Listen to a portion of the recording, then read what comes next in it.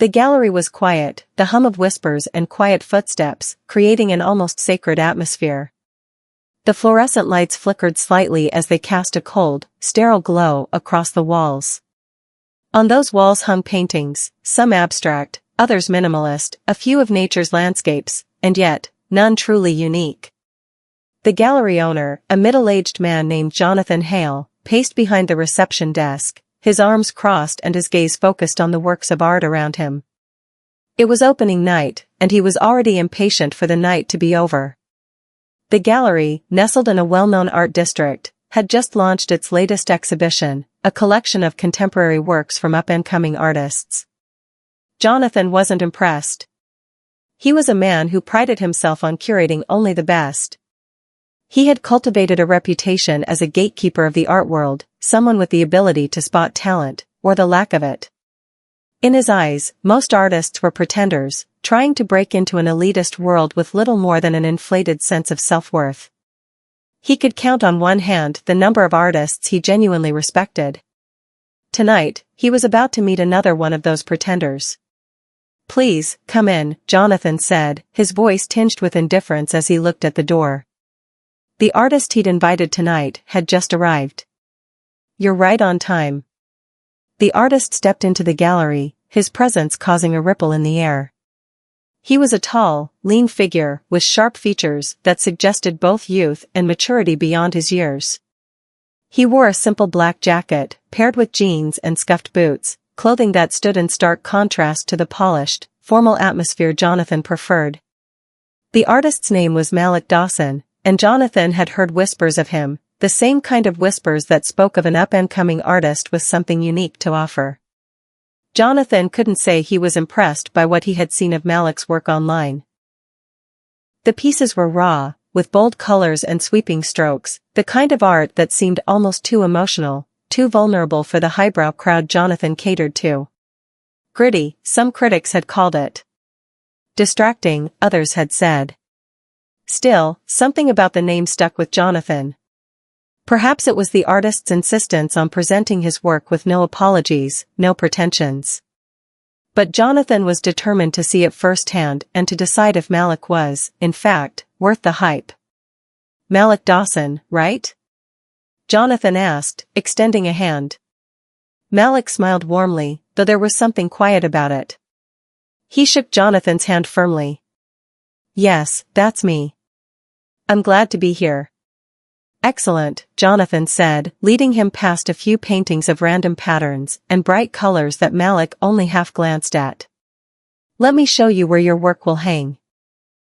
Malik followed him down a corridor adorned with some of the gallery's more polished works, a mix of traditional and modern art that boasted both technical skill and well-received themes. It was, as always, a safe choice for the gallery's exhibition. "You'll be on this wall," Jonathan said, gesturing to a space between two other pieces. Malik set his leather bag down gently on the floor and turned to face the wall. He was surprisingly calm for someone about to present his work to a room full of elite critics. He could sense Jonathan's cool demeanor, his expectations, and he knew what this would be. The gallery owner was skeptical, dismissive even. "I placed a couple of your pieces here and here," Jonathan continued, indicating the specific spots, "but I'll be honest, Malik. I don't see what the big deal is. From what I've seen of your work online, it's not exactly refined." Malik's expression didn't change, but he could feel Jonathan's eyes on him, measuring him, sizing him up like an object in a store. The slight sneer in Jonathan's voice was enough to make the artist want to laugh. Instead, he simply nodded. "I understand," Malik said, his tone even. "Not everyone is going to see the vision right away." Jonathan paused, surprised by the artist's self-assurance. "It's just not my taste. This kind of rawness, this energy, it doesn't fit with the kinds of patrons who come to this gallery. They prefer the safe, the elegant. They don't care much for untamed expression. It's a hard sell." "Maybe it's not about selling," Malik replied, his gaze now fixed on one of the works in front of him, an abstract piece that took up much of the space on the wall. He studied it for a moment before turning back to Jonathan. "Maybe it's about showing them something they haven't seen before." Jonathan raised an eyebrow. You think they'll appreciate it? Your work is confrontational. In a way, it's almost aggressive. Malik's eyes glinted for a moment, but his voice remained steady. Art should make people think, not just decorate their walls. It should provoke something deeper. If it's uncomfortable for them, that's part of the point. Jonathan huffed, not convinced. I'm afraid you're in the wrong place if you want to challenge people's comfort zones. But hey, let's see how they react. If nothing else, you'll get exposure. He smiled tightly, but it wasn't a warm smile. Malik nodded, accepting the offer for what it was. He'd been in this position before. The world of high-end galleries and collectors wasn't kind to artists who didn't fit into the neatly prescribed boxes. The moment someone like Jonathan Hale laid eyes on an artist who wasn't refined enough, they dismissed them as amateurs, not worth the time or investment. Malik's work wasn't refined in the traditional sense. It was chaotic at times, filled with layers of emotion, struggle, and raw honesty. His paintings told the stories of his experiences, of growing up in a tough neighborhood, of surviving in a world that didn't always appreciate him, of learning to turn pain into something beautiful. He wasn't interested in being a safe artist. He didn't care about approval. He only cared about the truth his work conveyed. You'll find your space here, Jonathan continued, clearly eager to move on. I've got plenty of people lined up for the evening, so don't be surprised if no one pays attention to your work right away. Just try to keep it cool. You're new, so don't expect too much. Malik offered a small smile, an almost imperceptible nod. Understood. But as he stepped away from Jonathan and took a moment to look at the gallery's pristine, polished artwork surrounding him, something inside Malik stirred. He knew what he had. And Jonathan didn't. Not yet. The night unfolded, and as expected, the gallery owner's dismissive attitude turned out to be the least of Malik's concerns. As the patrons milled around, admiring the traditional works, Malik's pieces went largely unnoticed. The murmurs of the crowd made it clear that they preferred what they already knew, the safe, the recognizable. Jonathan watched from a distance, his arms crossed, satisfied with how things were unfolding. But Malik wasn't discouraged. He stood there, watching the visitors ignore his paintings, his heart steady. He was patient, waiting for the right moment. It wasn't about impressing these people tonight. It was about something bigger, something that had always been at the heart of his art. And so, Malik waited. He wasn't concerned with their dismissals. He knew that in time, they would see what he had to offer, even if they didn't understand it yet. Malik Dawson stood by his work, his gaze unwavering, even as the gallery's elite crowd flowed around him. There was a constant undercurrent of chatter as people sipped their wine, admiring the polished, safe pieces around them. He could hear snippets of conversation, snippets of judgments being made. Some praised the works of popular artists with the same superficial enthusiasm that people might praise a new car model. "Oh, I love how modern this piece feels," one woman said, peering at a geometric piece on the wall. Such sophistication. Malik's artwork, in contrast, was anything but sophisticated in their eyes. His paintings were untamed, visceral, primal even. The colors were aggressive, the brushstrokes wild and erratic, as though they had been applied in a rush of emotion. The faces and figures that adorned his canvases were imperfect, raw, and rough around the edges, yet those imperfections gave them depth and a kind of beauty that could not be easily defined. He had worked tirelessly for years to develop a style that conveyed the turmoil and beauty of human experience. Yet, here, tonight, no one seemed to notice it. The gallery owner, Jonathan Hale, watched with a smug smile from the corner. He was a man who thrived on validation and recognition, and tonight, he was certain his curation of safe and refined art would prove to be the right choice. No one had paid much attention to Malik's work, not yet, and Jonathan couldn't have been more relieved. The night was unfolding, just as he had expected.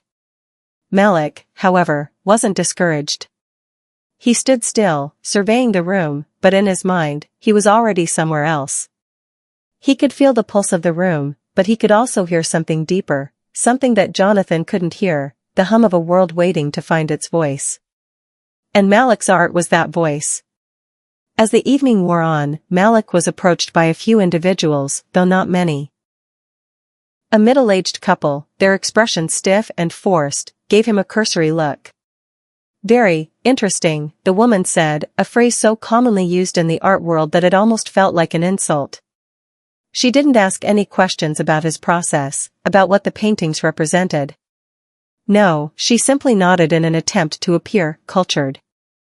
"Thank you," Malik said, not letting the emptiness of the compliment affect him. He had seen this kind of reaction before.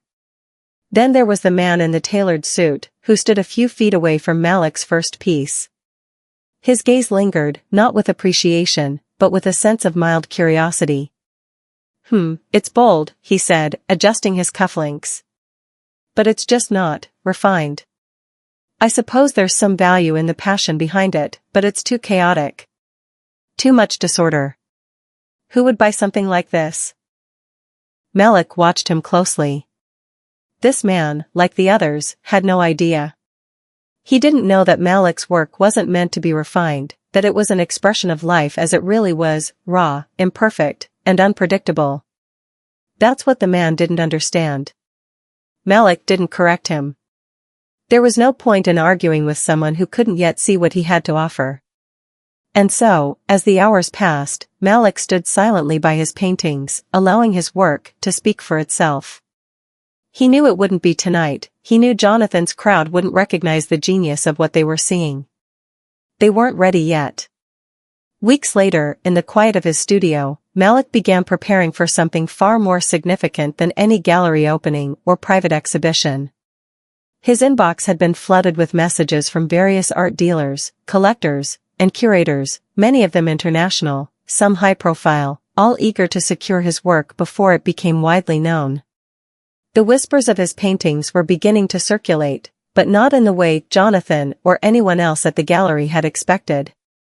His art was no longer a secret, but its true value was still a mystery to many. The phone call that would change everything came on a rainy Wednesday afternoon.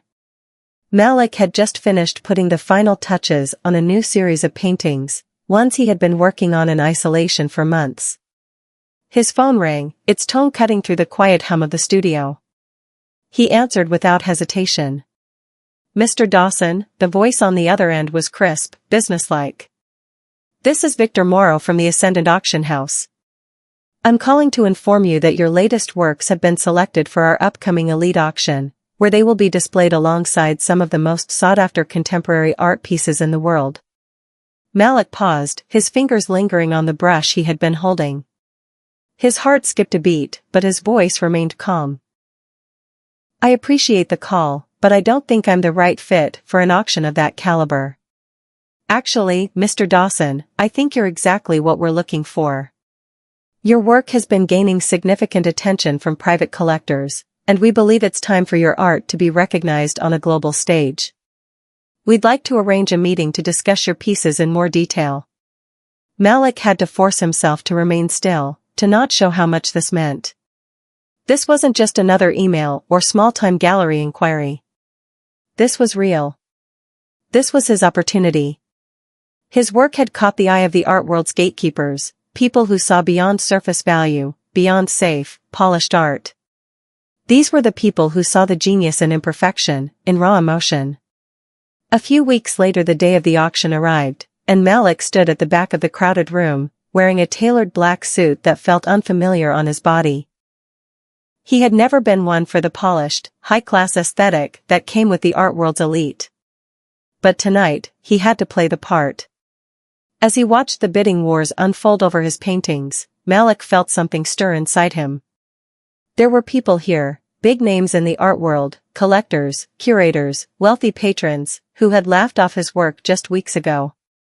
But tonight, they were bidding millions for the same pieces that had once been ignored. Malik's heart beat faster with each passing bid, the numbers climbing higher than he had ever expected.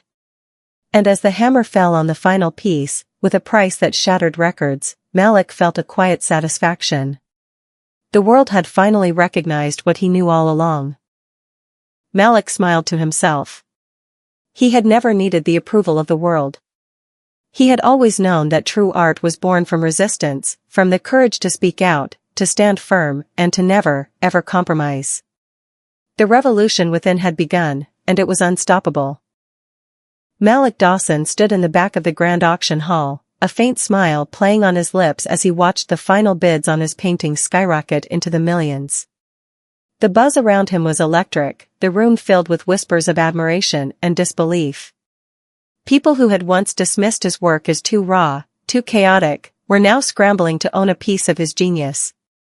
The tension in the air was palpable as the last of his pieces, bold, striking, full of the visceral emotion Malik had poured into them, was sold for a sum that would have been unthinkable just a few weeks ago. The hammer struck, echoing through the room, and the auctioneer announced the final bid, sold for $35 million. A hushed murmur swept through the crowd, followed by scattered applause. The bidder, a sharply dressed man with an air of authority, stood and nodded in satisfaction. Malik, despite the whirlwind of emotions inside him, remained composed. He had known this moment was coming, even if the art world had been blind to it until now. In the days that followed, the art world seemed to shift on its axis. Malik's name was everywhere.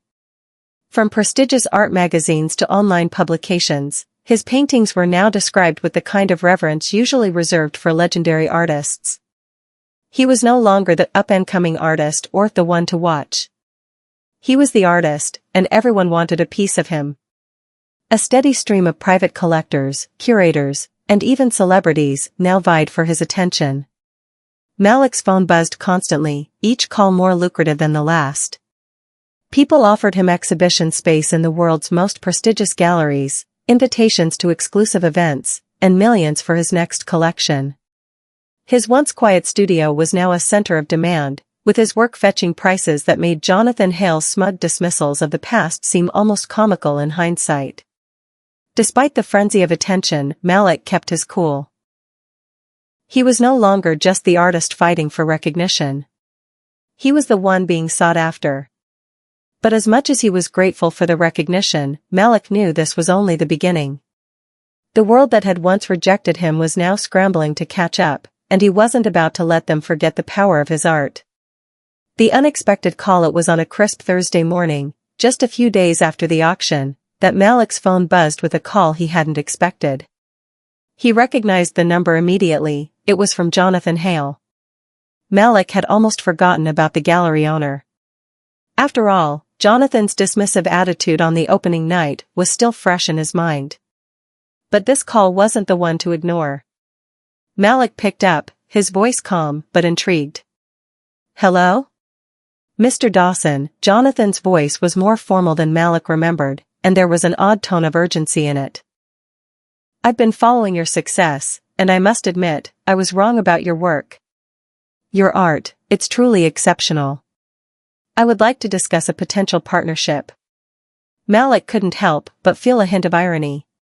Just days ago, Jonathan had barely given his work the time of day. Now, after the auction and the sudden surge in his reputation, Jonathan was calling, eager to make amends.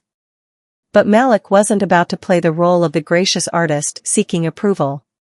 He had his own vision now, his own power to wield. "What kind of partnership?" Malik asked, his voice even, yet tinged with curiosity. "I would like to offer you space at my gallery for an exclusive exhibition," Jonathan said. "We'll feature your new collection, of course. I believe we can help you expand your reach even further, connect you with a more elite clientele." Malik could almost picture Jonathan on the other end of the line, sweating, trying to regain control of the situation, desperate to capitalize on the newfound value of his work. It was the same desperation he'd felt when he first walked into Jonathan's gallery and was met with condescension. The same desperation that had made Jonathan dismiss him as just another artist. "I appreciate the offer," Malik replied, pausing for a moment to let the silence hang between them. "But I'm going to have to decline." Jonathan was momentarily taken aback. "Decline?" "Mr. Dawson, this could be the opportunity you need to take your career to the next level. You'll be working with the best in the business. You won't find a better gallery to showcase your work. Malik leaned back in his chair, staring at the vibrant canvas in front of him. The best in the business, he repeated, a faint smile curling at the corners of his lips. Jonathan, I don't need your gallery. I've already built my own path. I've already shown the world what I can do without anyone telling me how to present myself. There was a brief pause on the other end of the line, followed by a nervous chuckle from Jonathan. Well, I see you're confident. That's good. But listen, if you change your mind, I won't, Malik interrupted gently. Thanks, but no thanks. He ended the call with a finality that Jonathan could no longer dispute. It felt good. The power had shifted completely. Building his own legacy, Malik knew that turning down Jonathan Hale's offer wasn't just about rejecting the gallery owner's terms, it was about taking control of his own destiny. And he wasn't going to let anyone dictate how he should present his work, not now. Not after all the years of struggle and sacrifice. With the money from the auction and the growing demand for his art, Malik was able to build something even bigger, a gallery of his own. He didn't want just any gallery. He wanted a space where art was celebrated for its authenticity, its power, and its rawness. A place where emerging artists like him, artists who didn't fit into the established molds, could find a voice. Malik's gallery wasn't just a business venture, it was a statement. It was a place where people could experience art that made them uncomfortable, art that asked questions instead of providing answers. It was a place where the stories of marginalized people, of the oppressed, and of the overlooked could be told in vivid color and motion. It was a place for the real, the raw, and the unfiltered. And it was thriving. Jonathan's realization, meanwhile, back at Jonathan Hale's gallery, the tide was beginning to turn.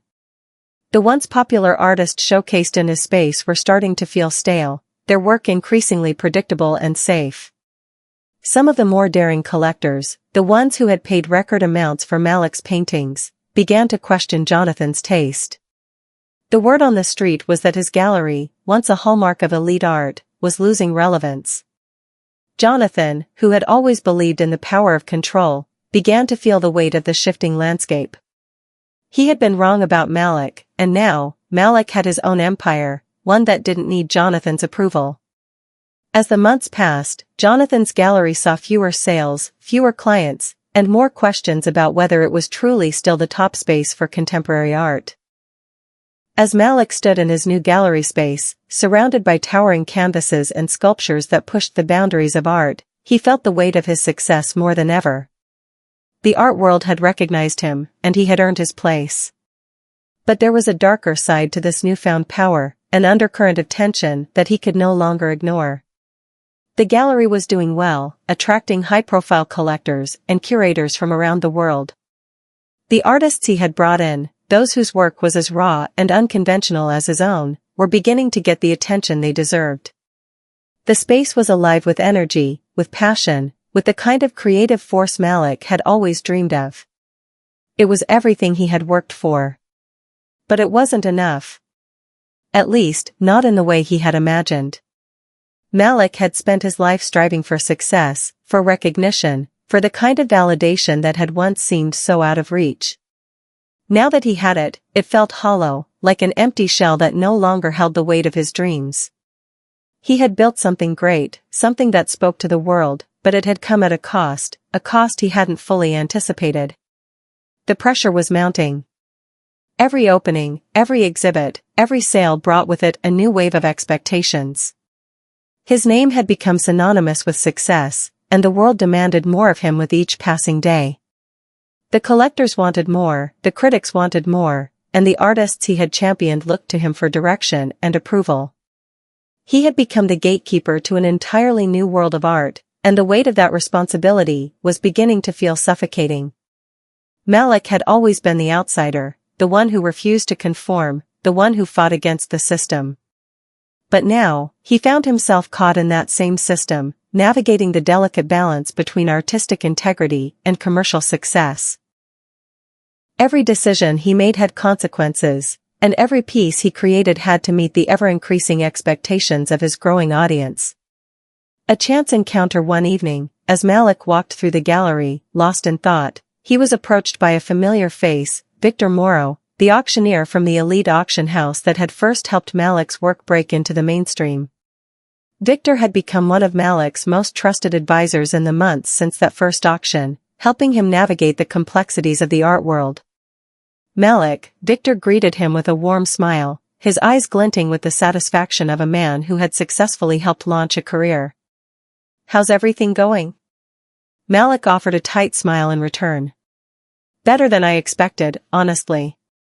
The space is thriving, but I can't shake this feeling that something's missing."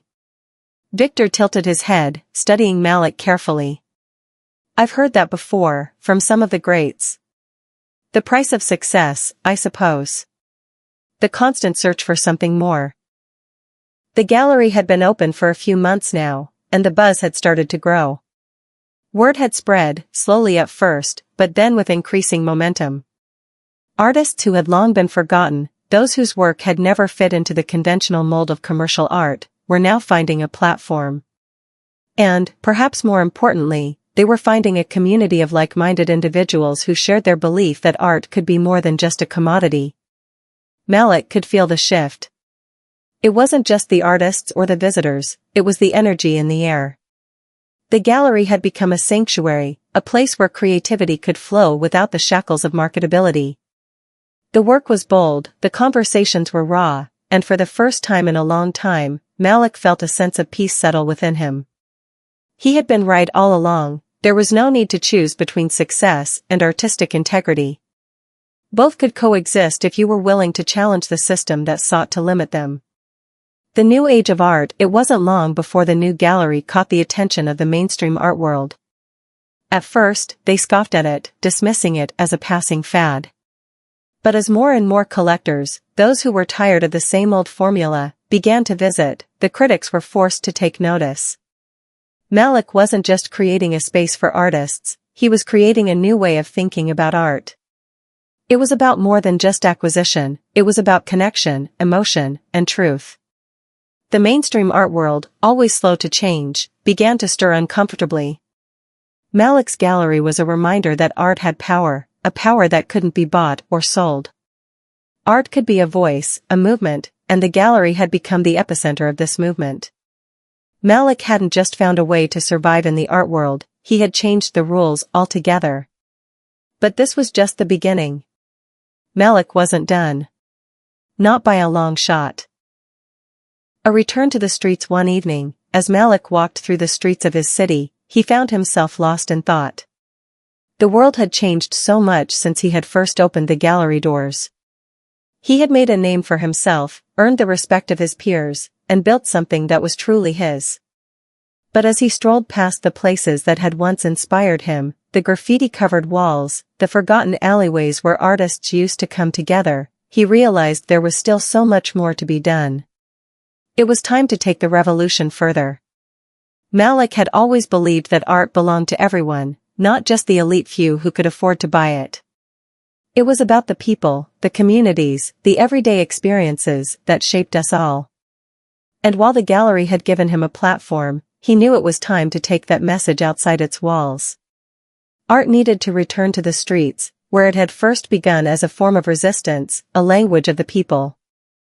He began planning new projects, street exhibitions, outdoor murals, and installations that would take the art directly to the people. These wouldn't be sanitized, polished pieces for the wealthy to admire from afar, they would be raw, visceral, and real. Art that could be touched, felt, and experienced in its most authentic form. The catalyst, the first of these street exhibitions, was held on the outskirts of the city, in a neighborhood that had been overlooked for far too long. Malik and his artists worked tirelessly for weeks, painting murals on abandoned buildings, transforming empty lots into spaces of expression. The community was hesitant at first, unsure of what to expect. But as the work came to life, something magical happened. The streets began to buzz with excitement. People gathered to watch, to engage, and to participate in the creation of something greater than themselves. Malik had never seen anything like it. People who had never thought of themselves as artists were picking up brushes, sharing their stories, contributing their voices. The art wasn't just on the walls, it was in the hearts of the people who lived there, who had always had something to say but had never been given the chance to do so. And just like that, a new chapter began. The gallery was still there, a place of refuge and innovation. But the streets, the neighborhoods, the very fabric of society, had become a part of the revolution. Malik's vision had expanded far beyond what he had ever dreamed. Art was no longer confined to the walls of a gallery, it was alive, it was everywhere, and it was for everyone. The legacy years passed, and Malik's vision continued to evolve. His gallery became a worldwide phenomenon, an institution that stood as a testament to the power of art and the need for authenticity. But it wasn't just the success of the gallery that mattered to him, it was the change he had sparked. The art world had transformed. No longer was it dominated by wealthy collectors and commercial interests. Artists had reclaimed their power, their voices, and their identities. Malik's movement had ignited a fire that could not be extinguished. The art world had become a place where creativity and commerce could coexist, but only on the artist's terms. The message was clear, no one could buy art's soul. As Malik looked back on everything he had built, he realized that he had achieved more than just personal success. He had created a revolution, not in the way that others might have expected, but in a way that mattered.